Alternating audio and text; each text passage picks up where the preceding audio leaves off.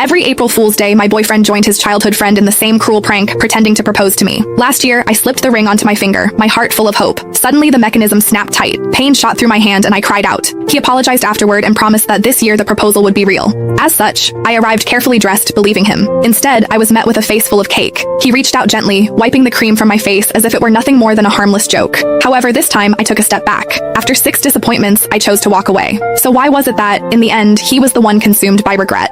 Every year on April Fool's Day, my boyfriend would team up with his childhood best friend to pull the same prank on me. He would pretend to propose. Last year, the two of them laughed like it was the funniest thing in the world, even though my fingers were almost crushed in the process. Later, he apologized and swore that this year would be different. This year, the proposal would be real. As such, when he called me again, sounding urgent and telling me to come to the place where we had our very first date, I believed him. I curled my hair, got my nails done, and spent extra time perfecting my makeup. I picked out a brand new outfit and even drafted the announcement post I was going to share once everything became official. However, the second I stepped through the door, smiling and full of excitement, a thick slab of cake cream slammed straight into my face. Laughter burst out from among the crowd and a girl's voice rang out, bright and smug. I told you Whitney can't take a joke, someone else said. You insisted on calling her. Now look at what's happened. Sylvia huffed and sat on the couch. The mood shifted instantly. The way everyone looked at me turned cold. She was the only girl in their group, the one everyone spoiled. As long as she was unhappy, everyone would rush to comfort her, Nolan included. The first time I met her, she organized a game of truth or dare. When other people got dared, it was just something a little embarrassing. However, when it was my turn, they asked me to do something way out of line in front of everyone. All I said was that it was too much and I did not like it. Sylvia's eyes immediately turned red and she ran out of the room. Everyone ran after her, Nolan too.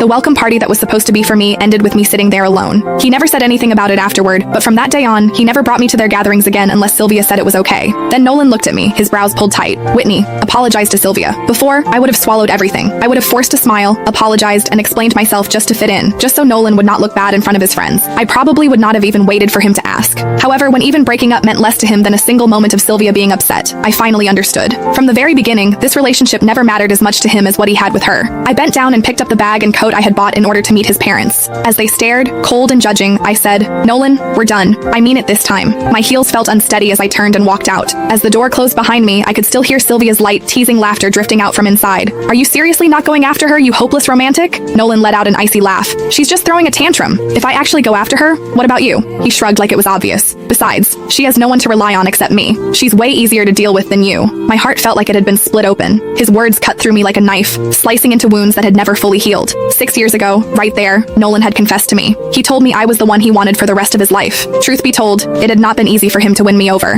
When I was 15, my parents both remarried and started new families of their own. I became the extra piece no one wanted to talk about. I resisted relationships